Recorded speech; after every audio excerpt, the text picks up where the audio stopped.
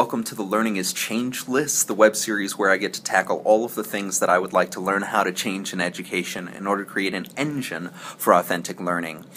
Today I'm going to do something different again. I've been taking a look at as many people that I can find that are doing reflective practice, and whether or not they're doing it in video or they're blogging about it and things like that. I just want to get into the community of people who are thinking critically about their learning and their teaching. And in that process, I found one person that I think exemplifies this level of reflection that I'm looking for pretty much more than anybody I've seen. And the reason why I think he does this is because he's a brand new teacher this year, and he is going through and doing monthly videos of his practice of teaching and reflecting on what he considers his weaknesses and his strengths. And what I find most interesting is that he's brutally honest about these things, and he is able to speak about them with a clarity that I think most people don't get to until much later in their teaching and learning careers.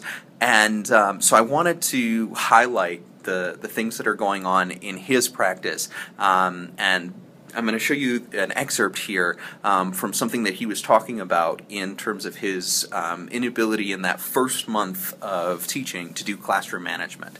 So I'm going to let him speak for himself, but I want you to take a look at the honesty that he's able to call upon and to sort of reference from very early on in his teaching and learning career. So here it is.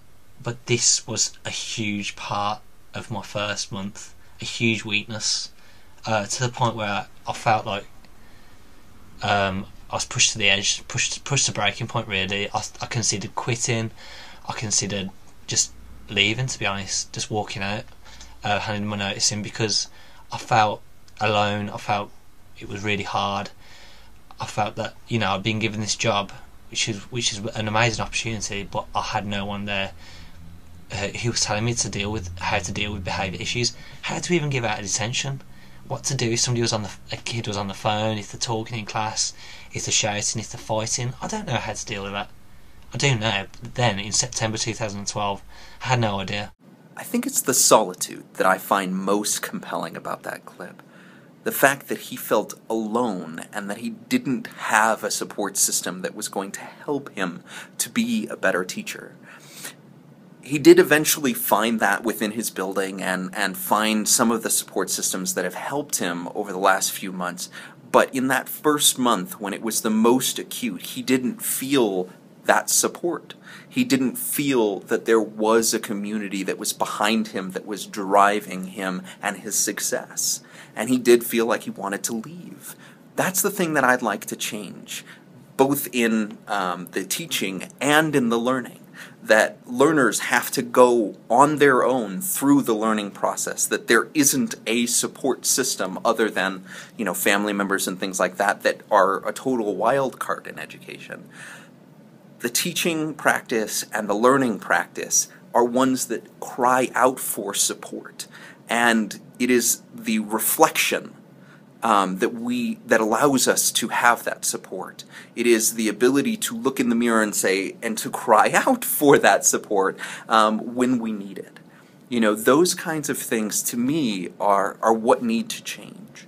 And so having, communities of practice and things like that makes sense, but it is the voicing of the problem, the voicing of the pain that is so important.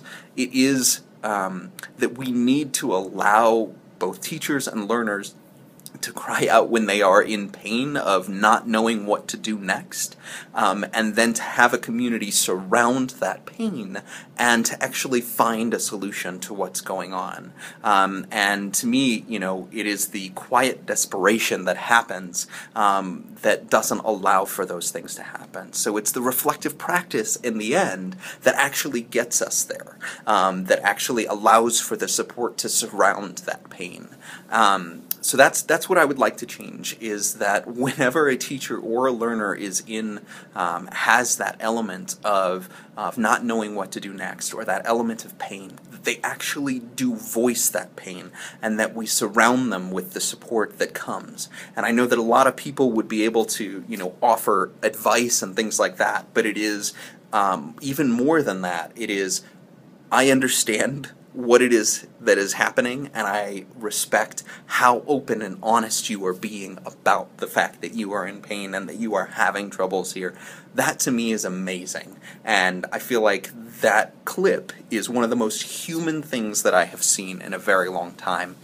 So anyway, I want to call attention to it, and I hope that he joins this conversation. If you do end up watching this, please, put a comment below or react to this video, because I find your story extremely compelling. And thank you so much for watching. Please do subscribe or comment or join the Google Plus community. I will be talking to you very, very soon.